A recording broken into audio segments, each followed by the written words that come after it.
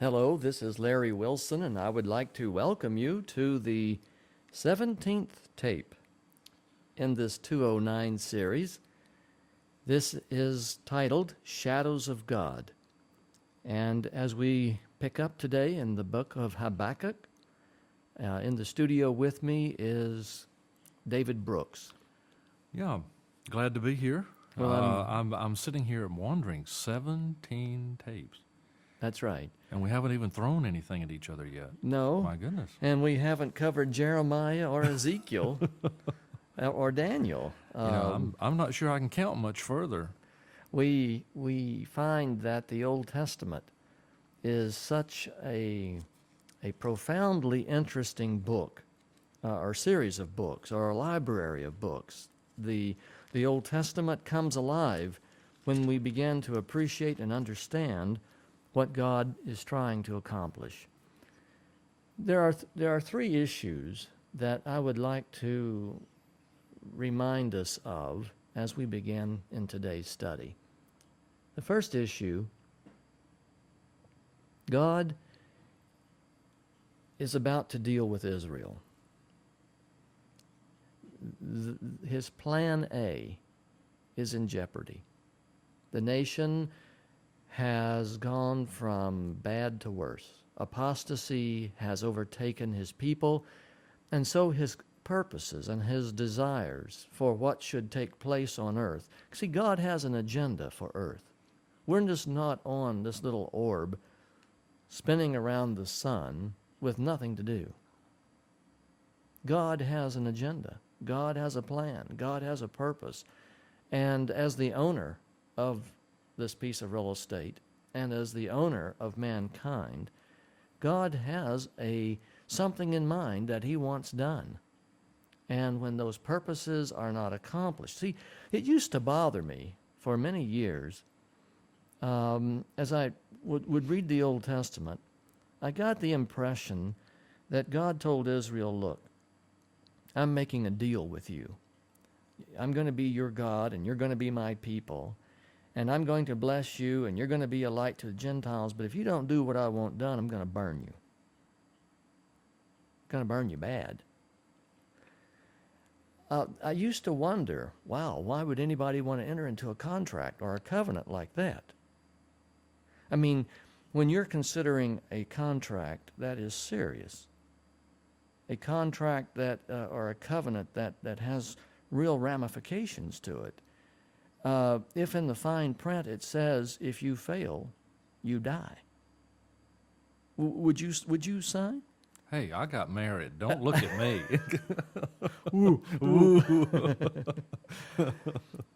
Well, fortunately, marriage doesn't require death.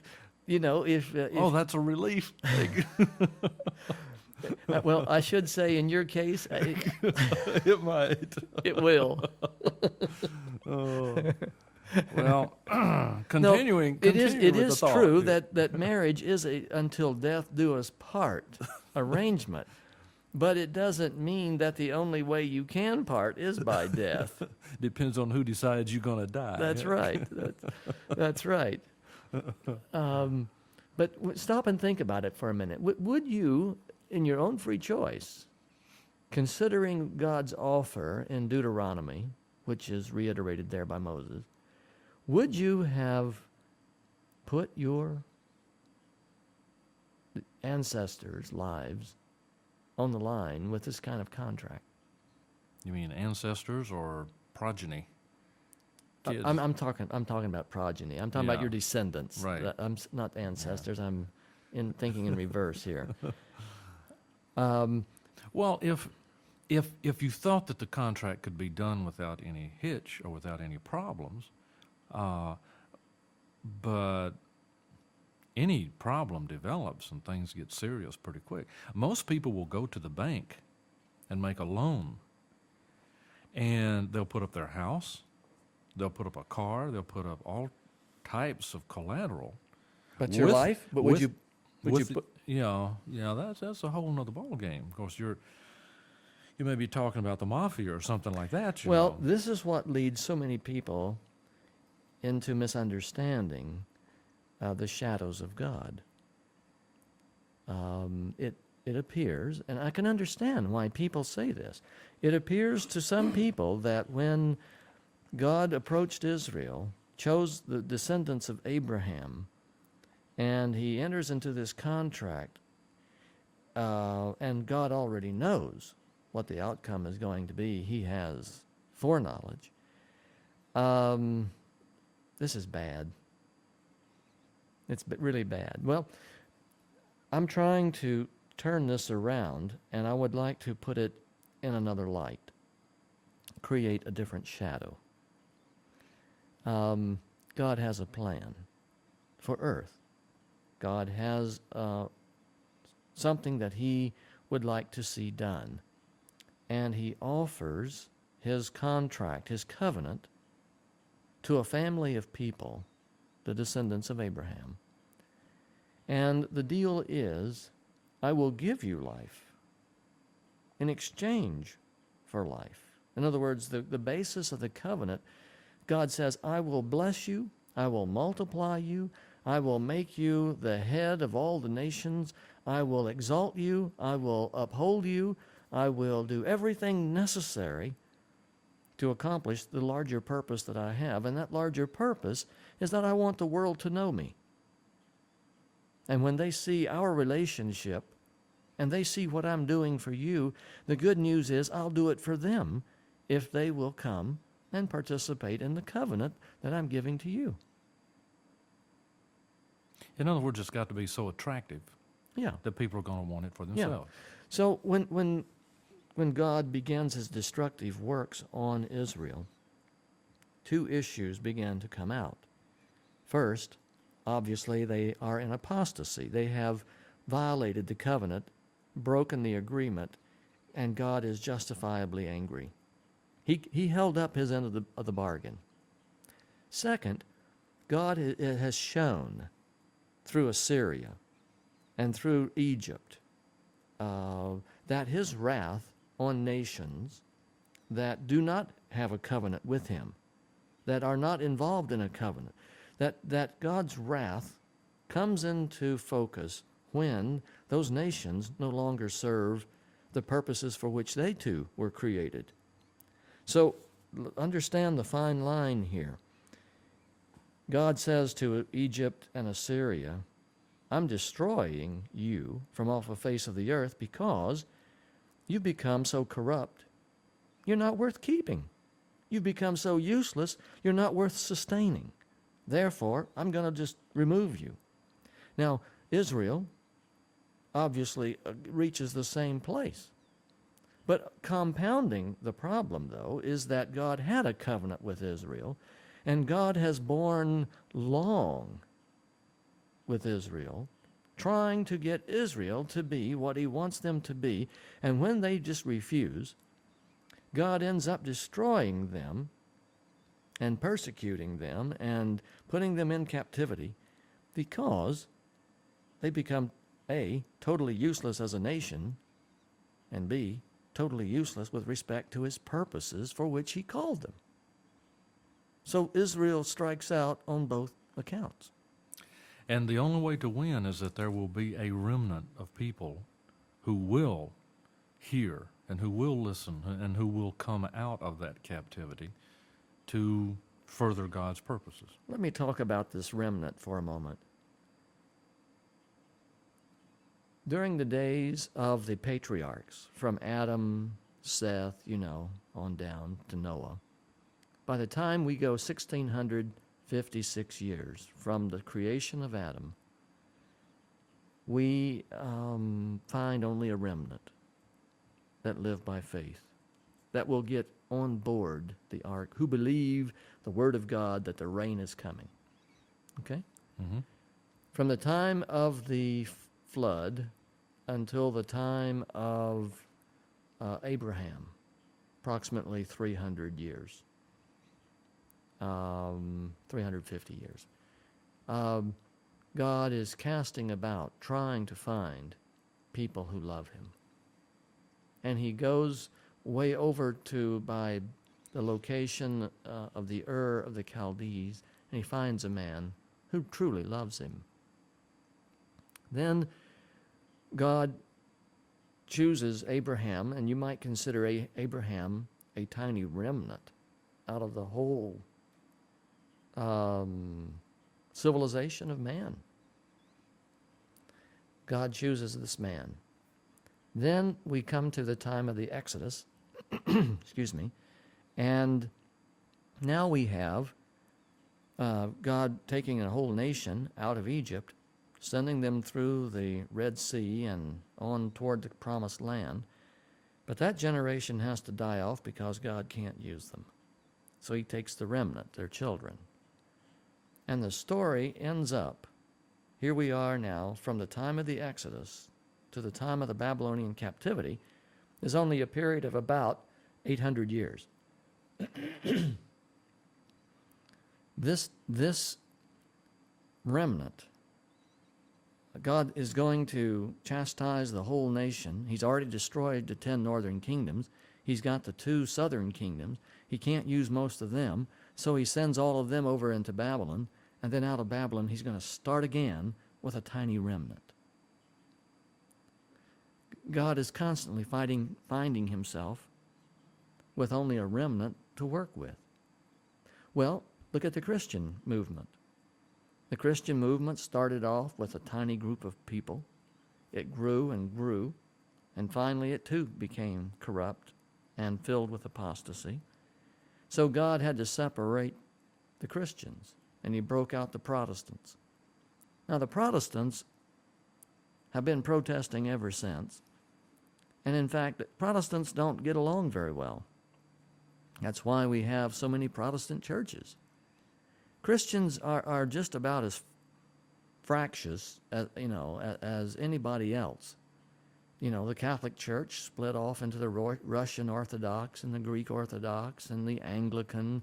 So, I mean, that branch of Christianity split off in its own, for reasons, for all of its own.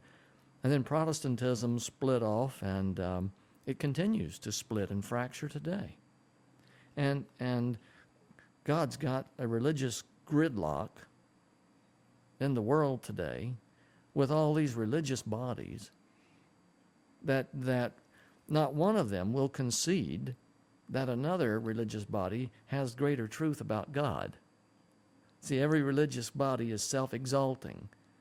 We have the truth. We know the truth about God and his will and his ways. No other religion knows it better than we do. There's not one religion on earth that will accept the exaltation of another religious body over itself. Well, why would you be in a church if you thought that church knew more about God than you did? Hello. It's kind of interesting. Yeah. Well, the point is, one of the reasons that God is so misunderstood in the Old Testament is that people don't understand that God has a plan. We are living on a planet that is actually a time bomb. When God created this earth, he created it to blow apart and to blow up and to self-destruct after a period of time. And that's why today we are seeing the violence in tornadoes, hurricanes, volcanoes, earthquakes, and other natural disasters. The earth is beginning to tell us, even itself, that the time for the transition, is coming. I said there were 3 issues that I wanted to introduce here. So the first is that God has a plan. In Israel, they kept messing up the plan. The second thing that I want to bring out is that most Christians today, when they read the Old Testament, they don't have a clue as to the time and under what circumstances things are said and to how they apply. A great deception has occurred in Protestantism. And that deception is this. People have been led to believe that the Old Testament prophecies that God gave to Israel are still awaiting fulfillment, post 1948, rather than post 536 BC. The Babylonian captivity ended in 536 BC. And the restitution to the land and the renewal and rebuilding of Jerusalem and its city, the streets and the walls and the temple, the Old Testament is totally limited to that restoration. And ultimately, at the end of 70 weeks, the appearing of Christ, and the establishment of his kingdom, I should say at the beginning of the 70 weeks, the appearing of Christ, dying in the middle of the 70th week, and then the establishment of his kingdom. That was all the plan. And that's all the prophets ever saw. That's all God ever showed them. There is no reference, with the exception of Daniel. There is no reference in the Old Testament to the second coming. And the reason that I exclude Daniel is because Daniel's prophecies are unlike all the others. Daniel's prophecies are given as non-conditional prophecies, which God has sealed up until the time of the end, because if Israel had been faithful, if his people had done what they wanted to do, if they had done what he wanted them to do, then those prophecies would have never happened. They would have never been understood. They were sealed up. The third issue that is so crucial in understanding the Old Testament is the operation of God's calendar, the Jubilee calendar. And the operation of that calendar plays very intimately into God's fulfilling his prophetic utterances, as we're going to see. The book of Habakkuk has some catchphrases in it that stand out. I want to share a catchphrase with you, and a catchphrase is defined as a fragment of a sentence that says so much that it can apply in so many ways that you don't forget it. You begin to see its marvelous wisdom in so many avenues of life. And the first little catchphrase is in Habakkuk 2, verse 5. Here the actual verse is talking about the wicked, and the catchphrase is, because he is as greedy as the grave, and like death is never satisfied. I have thought about that phrase, greedy as the grave. Has a certain ring to it, doesn't it? Well, think about it. Who escapes the grave? Well, nobody at this point in time. Very few people. Enoch, Elijah, Jesus, I believe the Bible, the widow, in terms of those who, Lazarus went to the grave. He came out, but he went back. Had to go back. Unless he was among those taken to heaven, at the ascension of Christ. The Bible doesn't say. Right. The widow's son of Nain, Jesus raised him. He came out of the grave and probably and most likely went back. There's also, was it Eutychus that Paul resurrected from the dead? He probably went back to the grave. And I'm sure there were hundreds of other examples that were just aren't recorded in the Bible. Well, yes. But, Moses went to the grave, but Elijah and Enoch, made it without seeing death. Now, that's remarkable. That is remarkable. And this little catchphrase, he is as greedy as the grave, and like death is never satisfied. That's a little catchphrase that just has such poignant, significance to me. Greedy as the grave. Man, the grave gets everybody. I mean, few, if any, escape. Okay, well, let's go to Habakkuk chapter 1. And Habakkuk is living. He's the last, one of the last prophets before the captivity. He and Jeremiah and Nahum and Zephaniah are all living at about the same time. Nahum and Habakkuk and Jeremiah and Zephaniah are 4 prophets that God has raised up to tell Israel what his plans are. God doesn't give them a Moses figure who is all-knowing, and, God sends 4 prophets, 4 different types. And, of course, Habakkuk, his work is between 621 BC and 609, and the first siege of Jerusalem occurred in 605.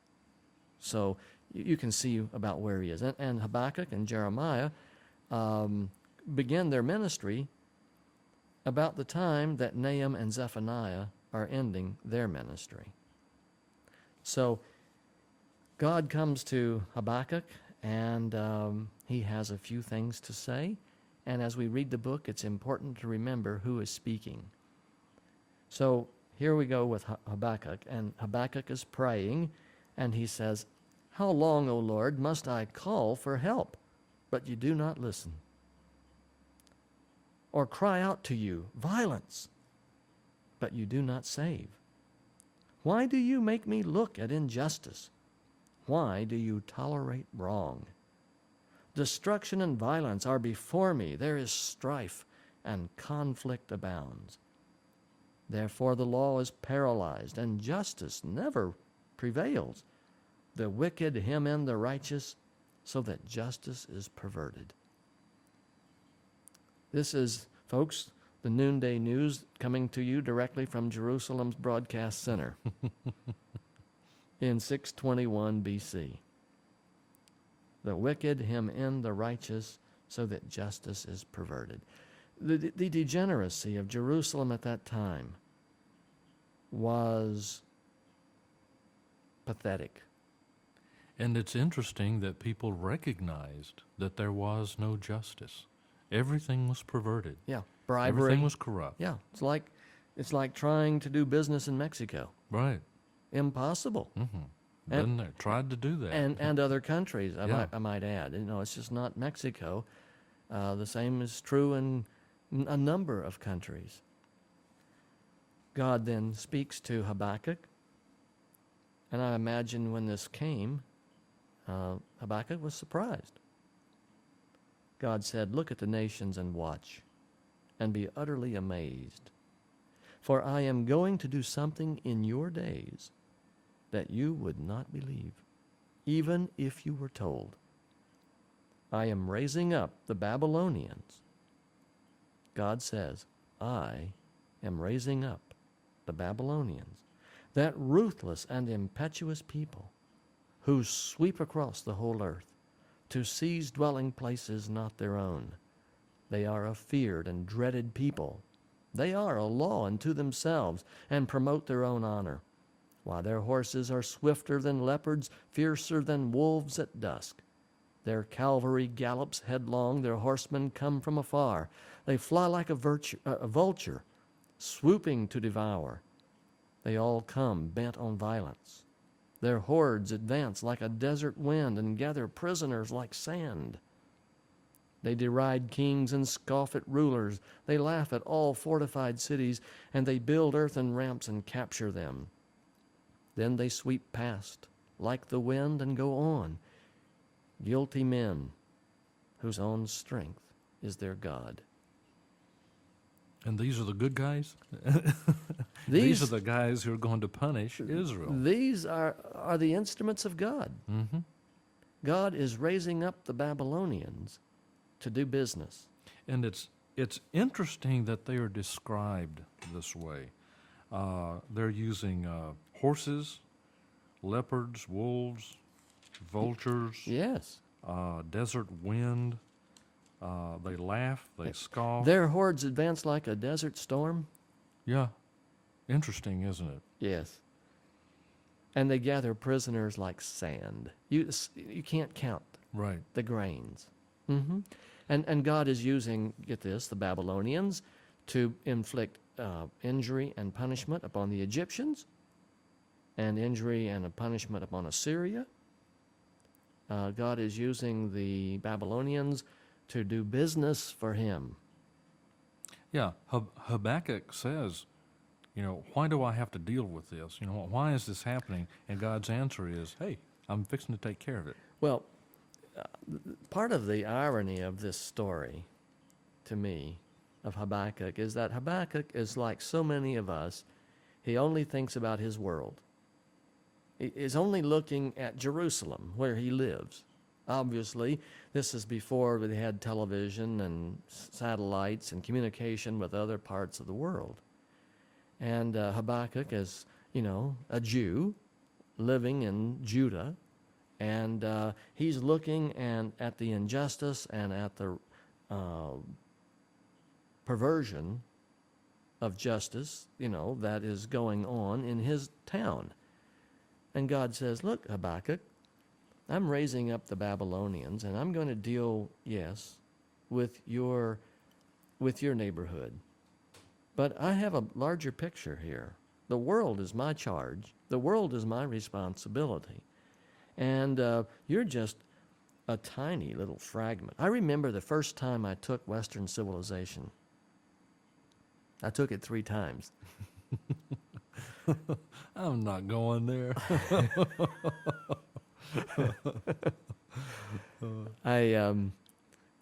Did you finally figure out that there is civilization? Yes, I finally figured out one needed to attend class regularly. Yeah, that'll help. In order to, get a passing grade. The first time I took Western civilization, and I remember I hated the class. It was horrible. I remember the thought darting through my mind, where is Israel in this Western civilization? Where is Israel in the development of the nations? We studied European history. We did some samples on the dynasties in China and in Egypt, and I kept wondering, where is Israel? Where is Israel? And as I one day went to investigate it, I asked the professor.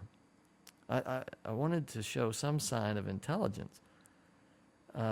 Actually, I did just the opposite. I asked the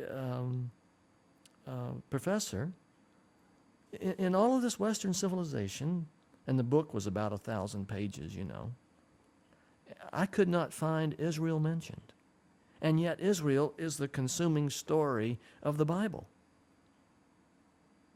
And the professor looked at me and he kind of smiled at me and he said,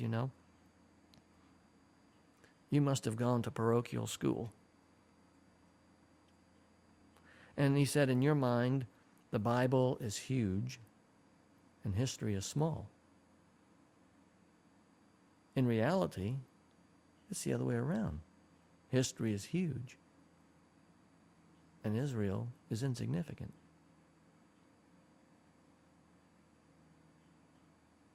Israel was just a small tribal nation that had its problems with its God.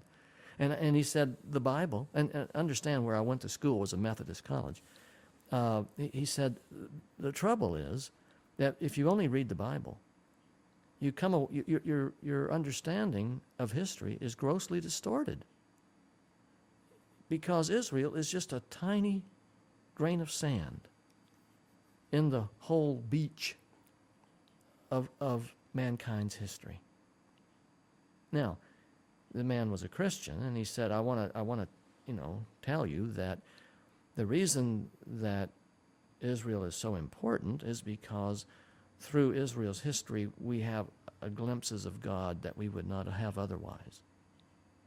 But he said, your focus is way too small and too narrow. You've got to step back and look at the entire world, because there is a world of people. I've never forgotten that, even though I did not pass that class that year, I've thought about that many times. And God is looking at the whole world. And so as we read about Memphis and Thebes, and as we read about Nineveh and Tyre, as we read about Moab and the other nations, the tribal nations all around, you know, God's purposes and God's plans include the whole world. And he wanted Israel to be his representatives to the whole world of his character and what he was like. They were to be a holy nation of priests and kings. Priests first and kings later. But signing into that contract, had they done their part, the rewards would have been enormous. Oh, the contract actually is all favored on the side of man. I used to think it was the other way. God says, look, you don't do what I want done, I'm going to get out the electric bug zapper, you know, and you guys are going to be hitting the bug zapper here real quick. But the more I've come to understand the story, I see that God ends up with a broken heart. I see that God ends up with, and we're going to see that in Jeremiah, God ends up devastated in his dealing with his people because they've become so impossible to deal with. Then his justice, his sense of justice is aroused. Like his sense of injustice with Sodom and Gomorrah. His sense of injustice with the world in general in Noah's day. His sense of injustice with the arrogance of Assyria. His sense of injustice with the arrogance of Pharaoh and the Egyptians. And finally, his sense of injustice with Israel. It was all the same. God is dealing with them all the same. Really, the privilege that he offered was so enormous. And the downside of the contract is really no different, ultimately, than the downside of all apostasy. Because we're going to find that God is going to destroy the Babylonians too. And compared to Plan B, the 144,000 will sign on to a contract. They'll take off. They will do their part because he will find the right people this time. That's right. They will do their part. Right. And the rewards of that work Right. will be eternal. Habakkuk is a Jewish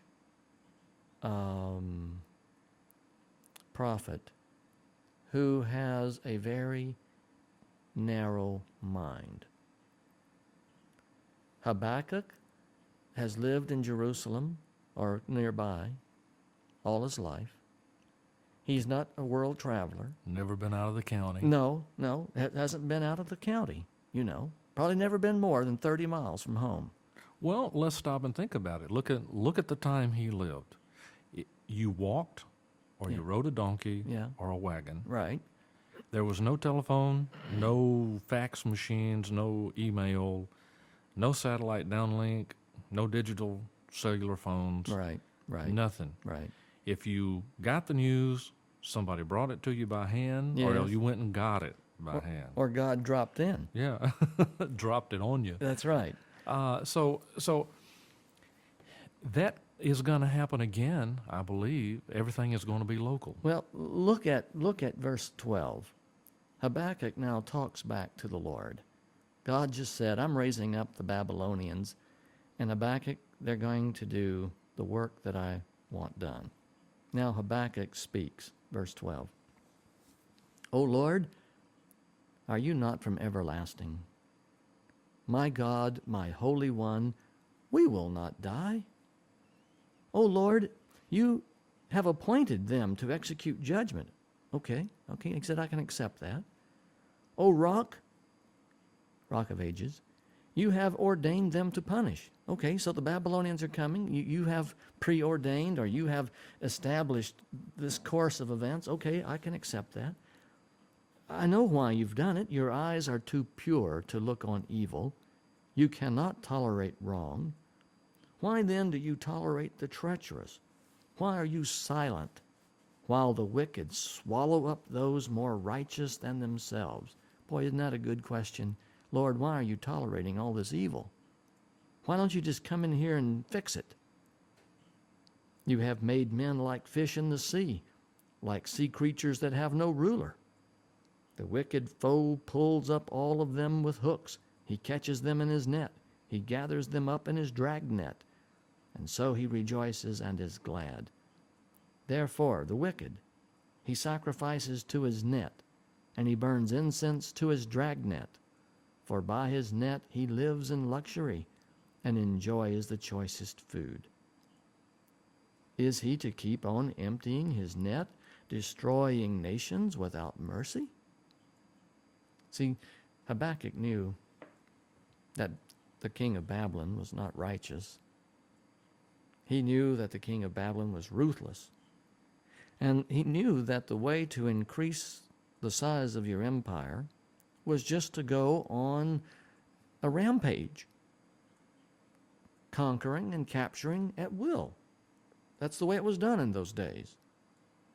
Really not much has changed, except armament has changed the equation. The cost is higher. So Nebuchadnezzar has a bee under his saddle. He understands that the only way to become powerful and to bring order to a world in chaos is for him to run the world. Somebody's got to do it. Yeah, I gave up on being general manager of the world a long time ago. Well, but Nebuchadnezzar had a head start on you. He had a cavalry, he had an army, and he had, get this, the empowerment of God. Although he didn't know it, his success came from God.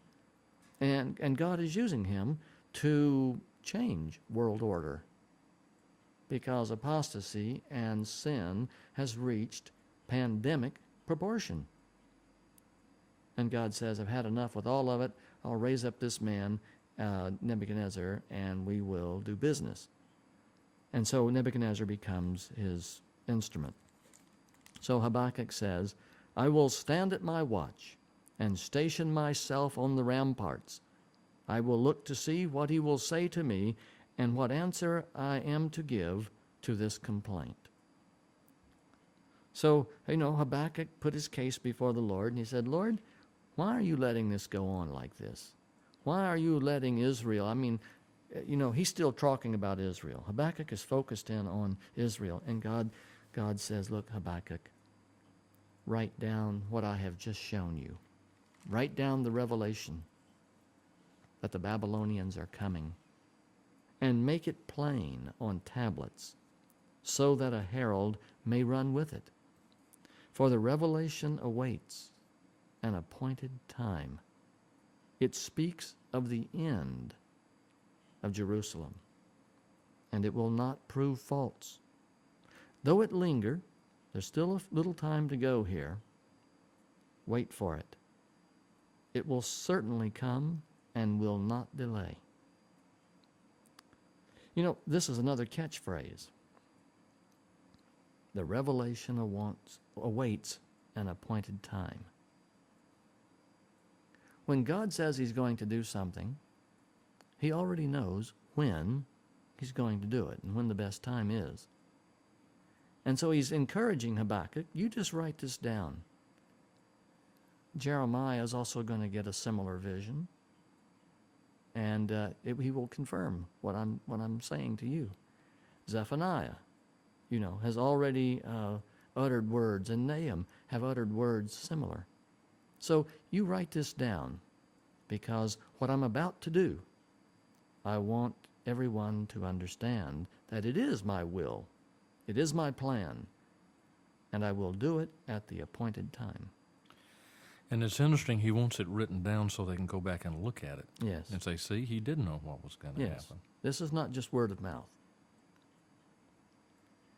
Then the Lord continues talking to Habakkuk, and he talks about the wicked Actually, he's talking about both the wicked in Jerusalem and the Babylonians using the concept of wickedness. Just this is its general operation. This is how wickedness behaves. The wicked is puffed up. His desires are not upright, but the righteous will live by his faith.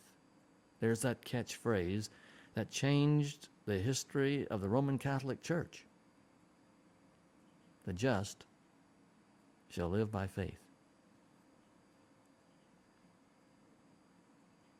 These few words got a hold of Martin Luther and changed his way of thinking and ultimately the course of history. The wicked is puffed up. His desires are not upright, but the righteous will live by his faith. Indeed, wine betrays the wicked. He is arrogant and never at rest.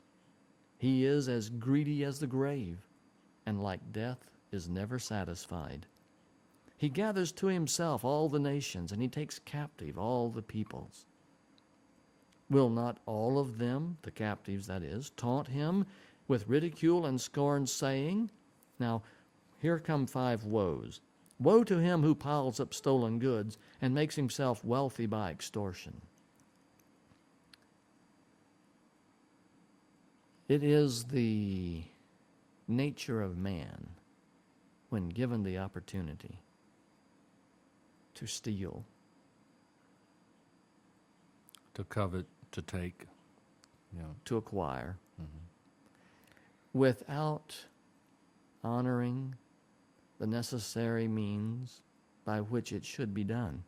See, business should be conducted in a certain way according to God. Full measure, honesty, integrity, uprightness, accountability. All of these issues get displaced.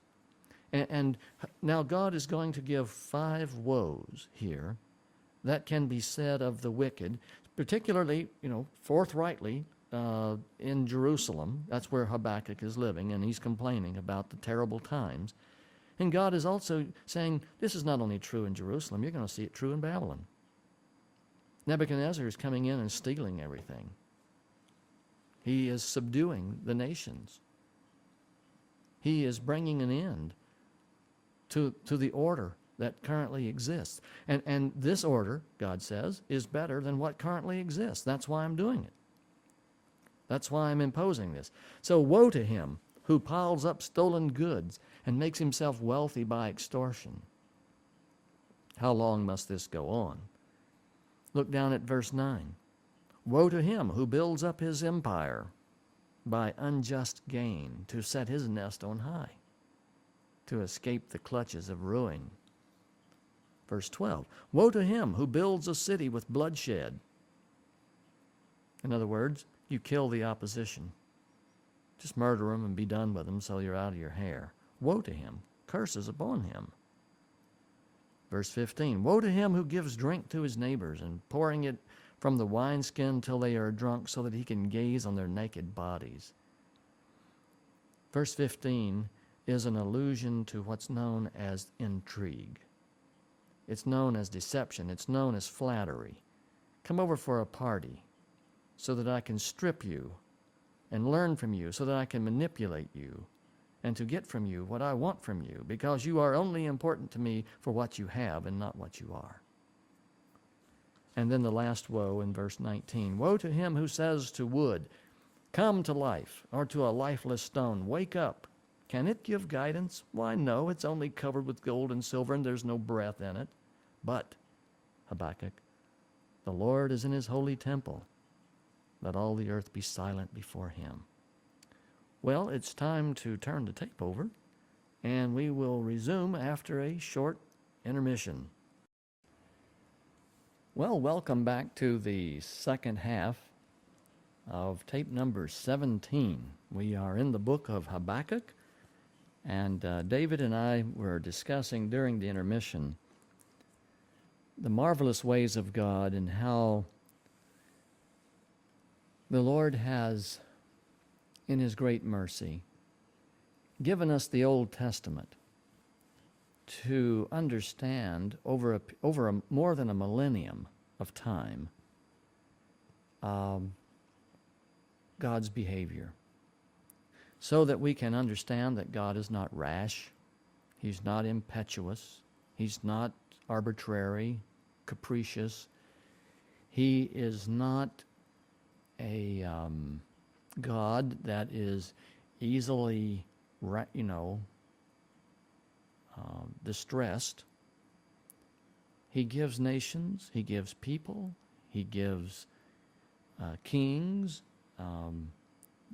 each in their own due time, grace to do their work and to let their works be seen. But we also see from very significant moments in the history of earth, God is not hesitant when necessary to do what has to be done. And in Habakkuk's day, the Lord is saying, look, Habakkuk, the revelation that I've just given you awaits an appointed time. Now, I will do when the time is right. And now that we know the Paul Harvey on this, the rest of the story, it's kind of interesting because we need the sabbatical years between the time of Habakkuk and the captivity by Nebuchadnezzar. We need the few remaining sabbatical years to total 70. You understand what I'm saying? Mm-hmm. Because the Babylonian captivity is 70 years, which is repayment for the 70 Sabbath years that have been violated. Correct. And so God is saying, I'm waiting for 70 because I believe the 10 and the 7, when those numbers are brought together, they represent the fullness of God's patience or the fullness of God's planning. The Day of Atonement was on the 10th day of the 7th month. The beast in Revelation 13 has 7 heads and 10 horns. And there are several instances in the Bible where this 10 and 7 is constantly, described. And he's reminding Habakkuk, have no fear. I will do what needs to be done when the time is right. I think it's significant that we're enjoying the study of this right now, because what we're looking at here is a time in our lives when I think a message has to be put out there. I believe there's an appointed time right now, and perhaps this study of the ancient times and the ancient writings is very appropriate for our time. When God acts, when God is moved to action, He always chooses. Timing is everything with God. He carefully designates and steps into things because they're all interconnected to other things.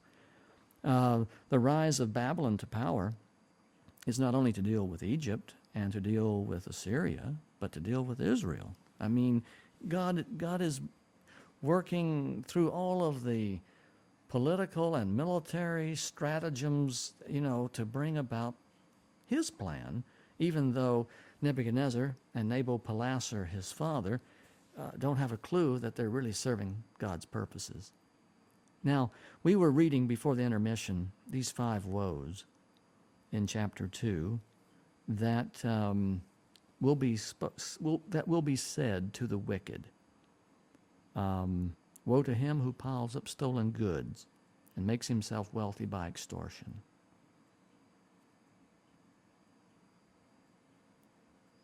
In times of great distress, I remember hearing stories in World War II in Europe that people would sell a loaf of bread for the equivalent of $40. The market would bear it. And as long as money was out there, they would charge it. Yes. There's going to be payback for that sooner or later. Woe to him who piles up stolen goods and makes himself wealthy by extortion. Woe to him who builds his realm by unjust gain, to set his nest on high, to escape the clutches of ruin. Woe to him who builds a city with bloodshed and establishes a town by crime. Woe to him who gives drink to his neighbors, pretending to be their friends, see, only to strip them naked. Woe to him who says to a wooden idol, "Come to life," or to a lifeless stone, "Wake up." God is summarizing in these 5 woes the things that lead to his intervention: idolatry, injustice, violence, dishonesty, and extortion. Covers just about every facet of life. You've got Yes. the financial aspect of it. You've got the real estate. You've got the political intrigue, military, food and drink. And religion. Yeah, and religion. What else? Is there? Yeah. So Habakkuk, after having this encounter with the Lord, Habakkuk begins to sing, and he's written a song. And as I've said before in other tapes, poetry is often used because poetry says much in few words. Poetry has emotional depth that just conversation doesn't have. Poetry is able to build a larger picture in the mind with fewer words. It really is a unique form of expression, and blessed are those who are naturally gifted with poetry. God, I don't know if Habakkuk was good at poetry or not, but when the Lord came upon him in the Spirit and gave him a message, Habakkuk writes a song. And that's what this last chapter of Habakkuk is. And it's a song that is given in ancient times. Songs were sung. Prayers were sung. O Lord, I have heard of your fame, and I stand in awe of your deeds. Renew them in our day. In our time, make them known. In wrath, remember mercy. Let us see your awesome deeds, O Lord. Let us see your wonderful ways. And in your wrath that is coming upon Jerusalem and upon your people, remember mercy. And then in verse 3, God came from Teman, the Holy One from Mount Paran. This is language from Deuteronomy 33. Mount Paran is also the name for Mount Sinai. And so he's describing how God came to his people and how God appeared before his fathers. God came. His glory covered the heavens, and his praise filled the earth. His splendor was like the sunrise, and rays flashed from his hand where his power was hidden. Plague went before him. Pestilence followed his steps. He stood and shook the earth. He looked and made the nations tremble. The ancient mountains crumbled, and the age-old hills collapsed. His ways are eternal. And he goes on, and he's talking about the authority of God and how that God is sovereign over everything. Verse 9, you uncovered your bow, and you called for many arrows. You split the earth with rivers. The mountains saw you and writhed. Torrents of water swept by. The deep roared and lifted its waves on high. Sun and moon stood still in the heavens, at the glint of your flying arrows, at the lightning of your flashing spear. In wrath you strode through the earth, and in anger you threshed the nations. You came out to deliver your people, to save your anointed one. You crushed the leader of the land of wickedness. You stripped him from head to foot. With his own spear you pierced his head when his warriors stormed out to scatter us. Gloating as though about to devour the wretched who were in hiding, you trampled the sea with your horses, churning the great waters. I heard and my heart pounded. My lips quivered at the sound. Decay crept into my bones and my legs trembled. Yet I will wait patiently for the day of calamity to come on the nation invading us. That's kind of interesting. Habakkuk is saying, and remember, the song of Habakkuk here is going to be carried into Babylon. It was written down. It will be transported there, and the captives will read it. And as they study it, here's a hope. I will wait patiently for the day of calamity to come on the nation invading us. Babylon will get its due. And in fact, in Jeremiah, God clearly says, after Babylon has done its work, I then will punish Babylon for its arrogance. And then we go into the story of Daniel, where Nebuchadnezzar, his arrogance is just completely gets out of hand, and the Lord has to put him out in the field. Though the fig tree does not bud, and there are no grapes on the vines, though the olive crops fail, and the fields produce no food, though there are no sheep in the pen, and no cattle in the stalls, yet I will rejoice in the Lord. There's no food here. There's nothing. Nothing. All of the stuff he's described is food. Yes. And it's all gone. Yet he says, I will rejoice in the Lord, and I will be joyful in God my Savior, because I know he is my Redeemer. He ends his song on the fact that even though the nation of Israel is totally decimated by the wrath of God, he knows that in God's wrath there is mercy for those contrite in their hearts, for those who are repentant in their spirits. He knows that God will not bring an end to all mankind. So Habakkuk really is, his faith in God is a testimony, and no doubt that's why God chose him to deliver this very unpopular message that he, had to give.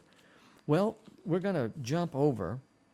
This concludes Habakkuk, and I'm going to do something that is out of timing sequence. I want to conclude today's presentation with another short book, another minor prophet, because I don't want to split, the study on Jeremiah and end up with the tape not matching the presentation. So we're going to jump to the book of Haggai, or Haggai as it's pronounced by some. And Haggai is several, 140 years approximately after Habakkuk. And between Habakkuk and Haggai is the Babylonian captivity. So what Habakkuk, he's long dead and gone. Babylonian captivity occurs, and now Haggai lives around 520 BC. And Haggai is only 2 chapters, and I thought we would try to cover them. I think most of our listeners already understand the Plan A, Plan B concept, and so we're going to zoom forward to when it is almost time for the plan to pick back up. God is saying, okay, look, we have failed. We have endured the Babylonian captivity. Now let's start over. And God raises up this prophet, Haggai, to lead his people. And he and Zechariah, these 2 prophets, are working at the same time to lead Israel in this experience of rebuilding and reconstructing Jerusalem. So, this is, if you wish, this is Plan B. And I'm not talking about New Testament Plan B. I often speak of the Old Testament as A, the New Testament as B. But let's use the micro definition of Plan A, Plan B. God says, Plan A, Israel went into apostasy, so I put them in captivity. Totally decimated so that we can start over. Decimated Jerusalem. Now, Plan B, we're going to restore Jerusalem. So at the micro level, I'm talking about this small Plan A, Plan B. Okay? So in the second year of King Darius, on the first day of the 6th month. Now, this gives us a good indication. We are approximately around 534 BC. The word of the Lord came through the prophet Haggai to Zerubbabel. Now, Zerubbabel is the governor who has been given authority to restore Jerusalem according to the King Darius's decree. Darius is the king of Persia. Hold your finger right here, David, and go to 2 Chronicles, chapter 36. And read verses 21 and 22. 2 Chronicles 36, 21, and 22. 21? Mm-hmm. 21. The land enjoyed its Sabbath rest. All the time of its desolation it rested until the 70 years which were completed in fulfillment of the word of the Lord spoken by Jeremiah.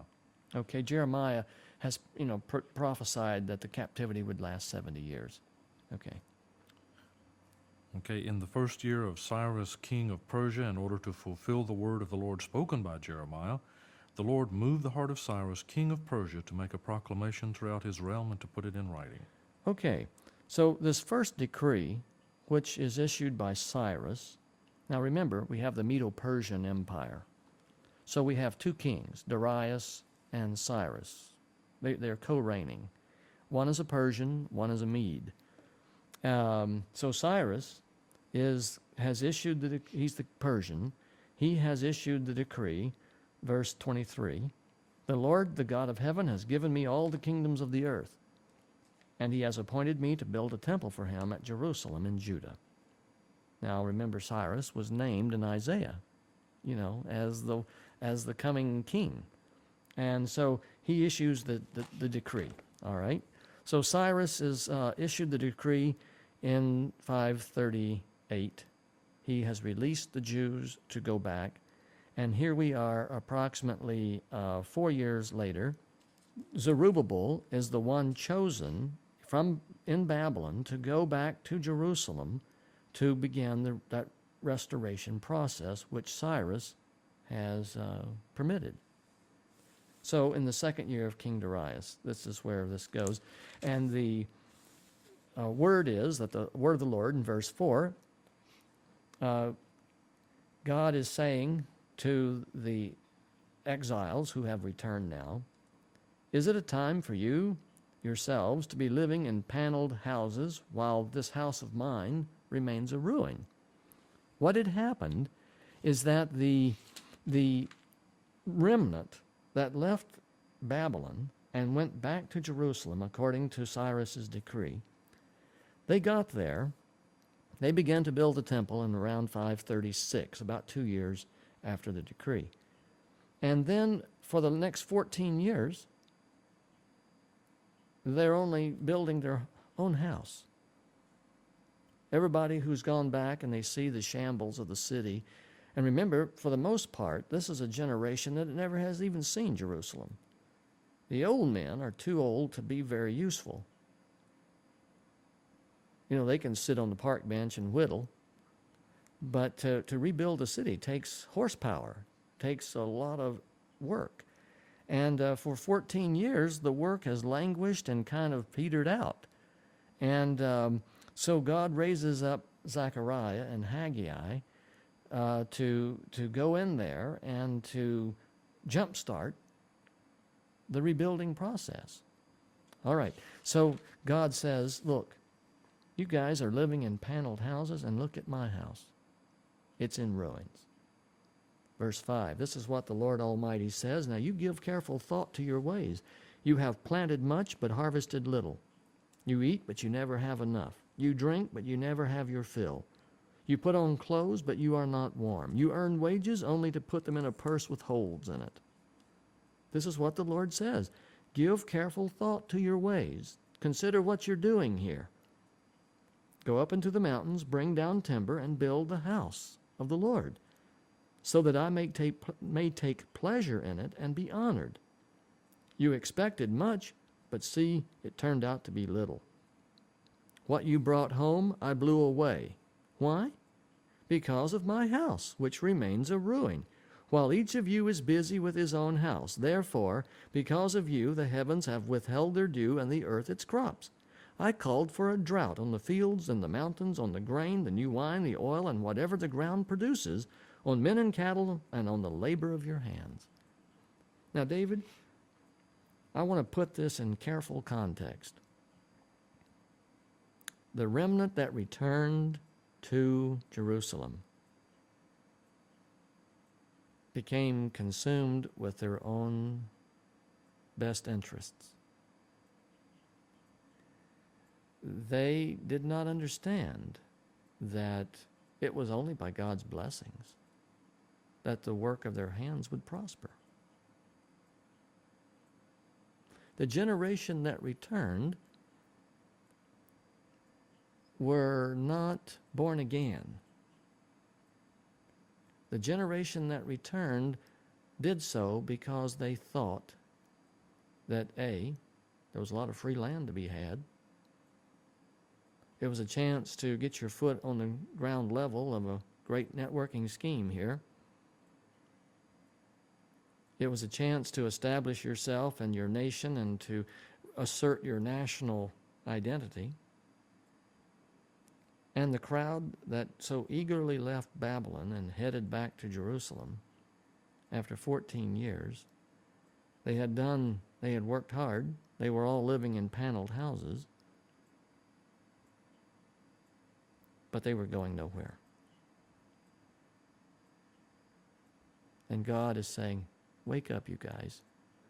Understand how this works. If you seek me with all your heart, if you put me first, as the terms of the covenant require, I will bless you. I will send the rain in due time. I will fatten your cattle. I will bless your fig trees and your vines and your crops. I will keep you healthy. I will be your God. I find it interesting. He talks about you earn money, but then you put it in a bag that has holes in it. You hear on the news almost on a regular basis now how it is imperative that both parents work nowadays. And yet, for all our working, it seems like America doesn't have anything left. The mother works, the father works, the kids, if they're of any age, they may have a little job somewhere. And when it's all added up at the end of the day, there's not enough. It almost fits today.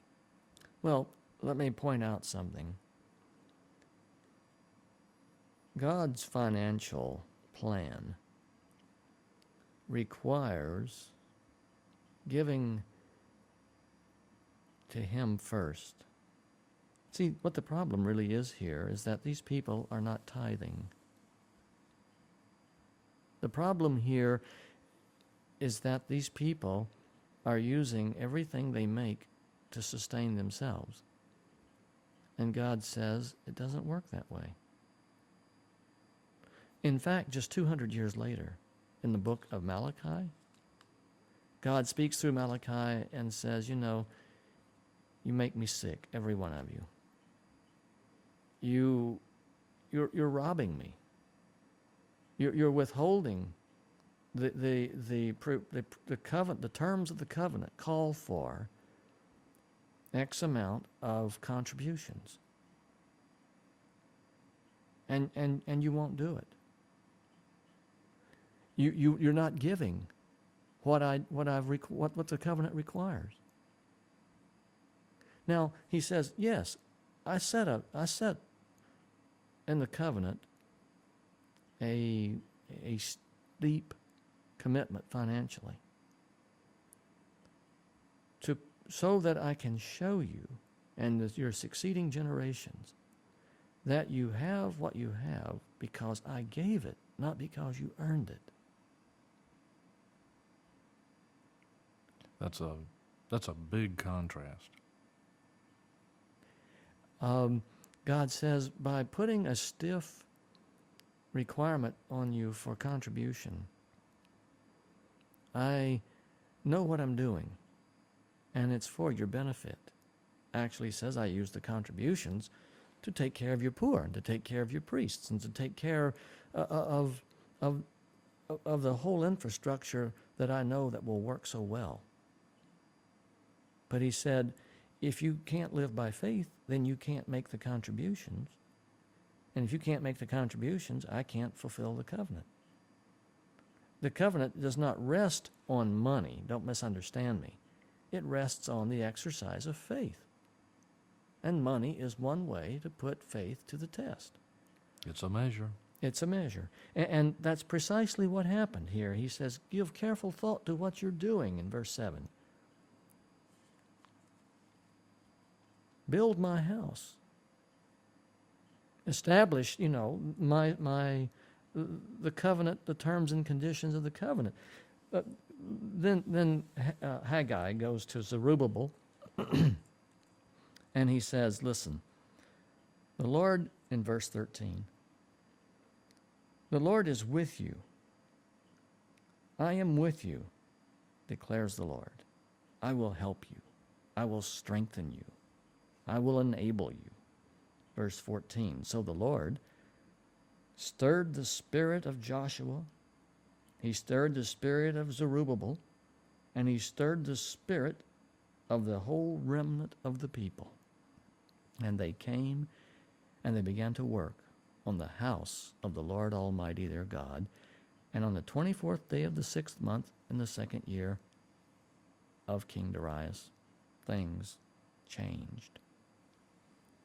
So in less than a month, it starts on the first day of the 6th month. Yes. And 24 days later, he had everybody working. There was a change, a remarkable change. Then next month, in chapter 2, the 21st day of the 7th month, the word of the Lord came through the prophet Haggai. Speak to Zerubbabel and to Joshua the high priest and to the remnant of the people. Ask them, who of you is left who saw this house in its former glory? How does it look to you now? Now, there were some old men that made the transition. Does it not seem to you like nothing? Here they had, the captives, had the exiles, after the city lay in ruins for 70 years. Just a junk pile.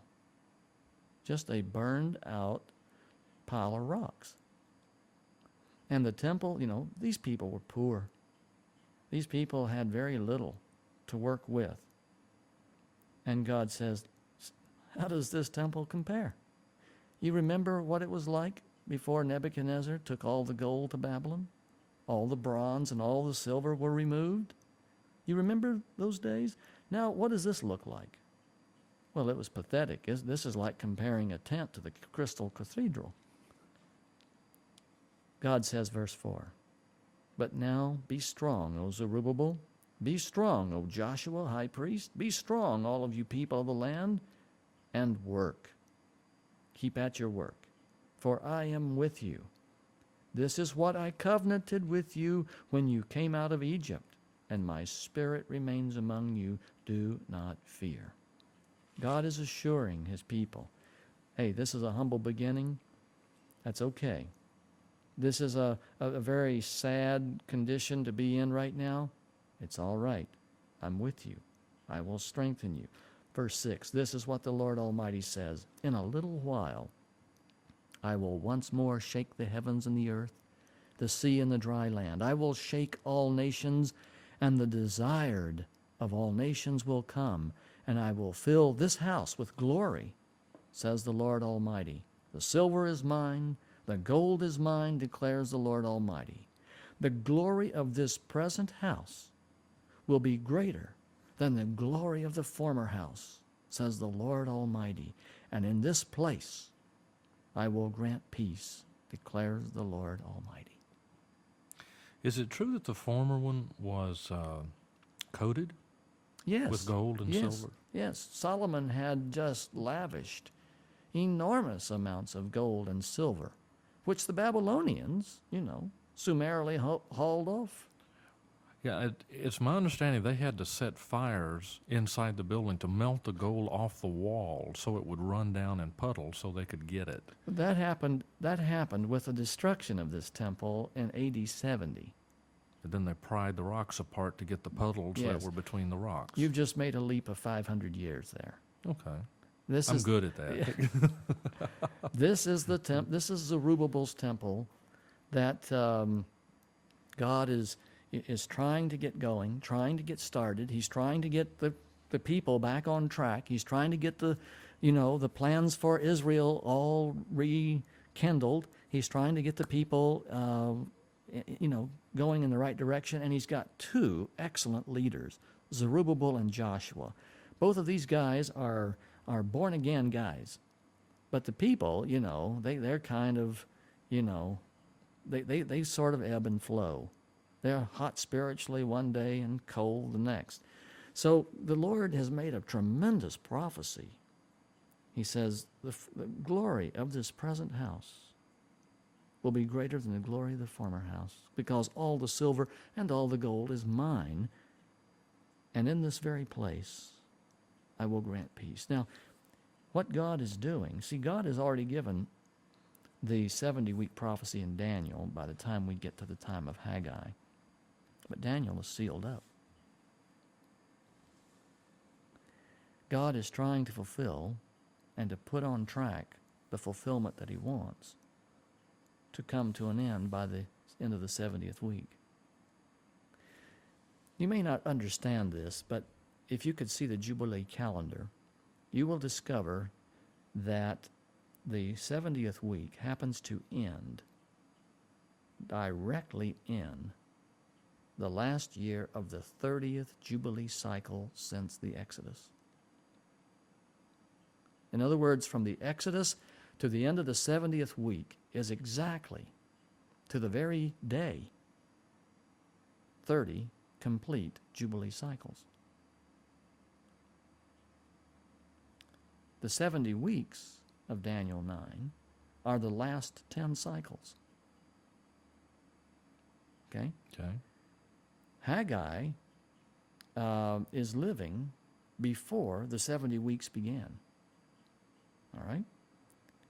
God is trying with the temple of Zerubbabel to get the package going, to bring everything into focus, to make it happen as a plan B. So that when Jesus does come, he can establish righteousness, he can establish his kingdom. He will grant peace. And the world will be converted. That's correct. And those that aren't converted will be destroyed, and then the earth will be made new, That's et cetera, correct. et cetera. We will see those details unfold in the book of Ezekiel, which incidentally is written before the book of Haggai as well. See, I jumped ahead here, Yeah. But what I'm trying to say is that the plan can still work. Yes. We just got to use this bunch of people, get them on track, and That's let's right. get the train rolling. That's right, absolutely. Yeah. Well, as time goes by, God's plan is constantly having to be renewed. And ultimately, God has to send in a guy like Ezra Nehemiah, to keep this all happening, to keep this going forward. And it keeps dying. They go 3 steps and quit. They get then boosted up and they go 3 steps and quit. Finally, the decree of Artaxerxes in 457 BC, under the leadership of Nehemiah, Ezra, that all then begins to kick in, and things begin to happen, and the 70 weeks are underway. Now, understand what I'm saying. The book of Daniel is sealed up. The prophecies have already been written by the time we get to Haggai. What God is trying to do through Haggai is to prevent the book of Daniel from being unsealed. He is trying to get things on track here. He is trying to get this to happen. And if it happens, no one will ever have a clue as to what Daniel meant. What Daniel meant is sealed up, and It's irrelevant. It's irrelevant. So this is why God is saying, look, here's the promise I'm making. I will shake the nations, all the nations, and the desire of the ages, the desired of all nations will come, the Messiah, and I will fill this house with glory, so much that it will eclipse the glory it had even in Solomon's day. What a wonderful promise was extended to these people. God says, listen, I am with you. I am among you. Do not fear. Do not be afraid. Meet the terms and conditions of the covenant. Put them first and foremost in your heart, and I will see that you are taken care of. I will see that you have food. I will see that you have rain. I will see that you have prosperity enough to accomplish the goals and purposes that I have. Doesn't the first chapter imply that he has been withholding rain? Oh, and yes. That he's been Yes. withholding crops? Yes. To make a point? Yes. You have been withholding the faith experience.